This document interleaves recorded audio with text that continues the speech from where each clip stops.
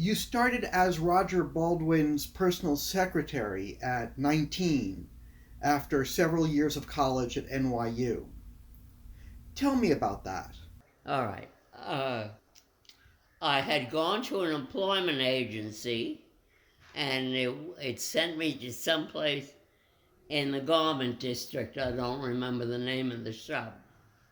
Uh, and on the way there, uh, I passed the plate. Was a sort of gold plate, not real gold, but gold colored, pasted on the wall of the building with big knobs, and it said American Civil Liberties Union.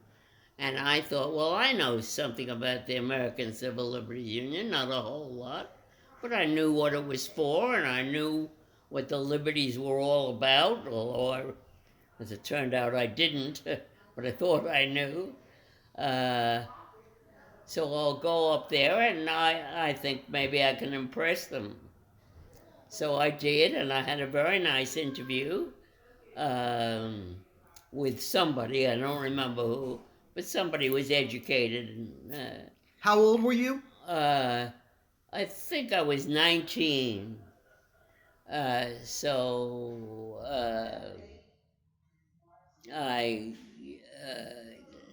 I did that, and then they sent me in to see Mr. Baldwin because the job was for Mr. Baldwin's secretary, and I was told by the staff person that he was very particular.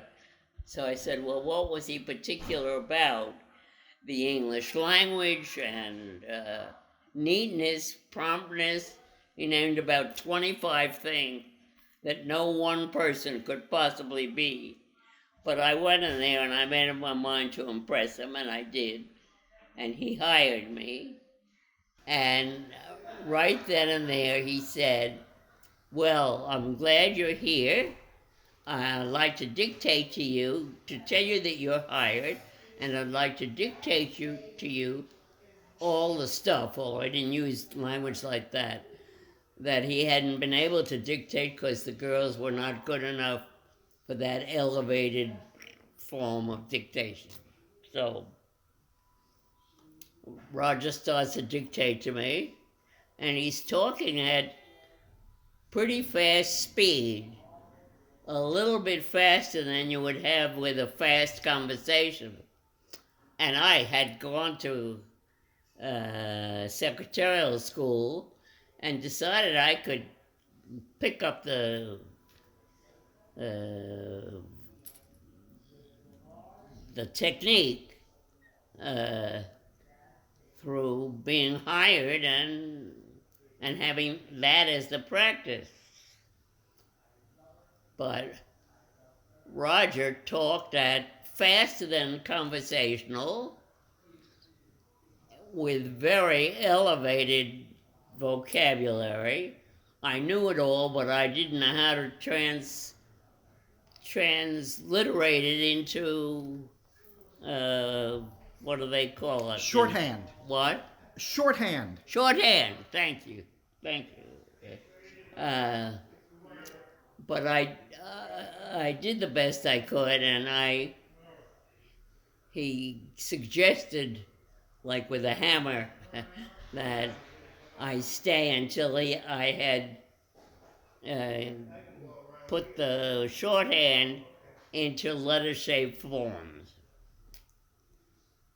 I was a very fast typist, though, so that wasn't so hard. And if I didn't know what was in the shorthand, I just made it up.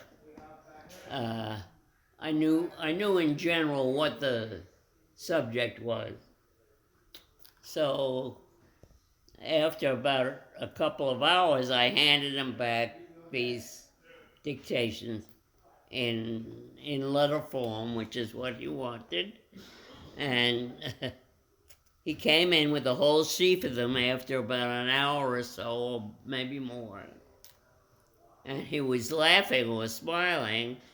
He said, Well, there weren't 5 words in here that were ones that I dictated, but you got the sense of it, and I got to admit some of the letters are better than the ones that I dictated.